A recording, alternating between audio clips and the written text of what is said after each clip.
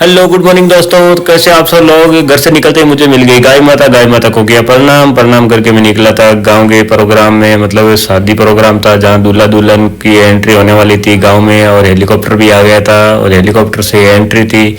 और गांव वालों ने और परिवार वालों ने खिंचवाई फोटो खिंचवाने के बाद ये दे रहे सिग्नल देने के बाद मतलब आप भीड़ देख सकते हो कैसे, कितनी ज़्यादा भीड़, मतलब आसपास के गाँव के लोग इकट्ठे हुए थे, फैमिली वाले और गाँव वाले तो थे ही।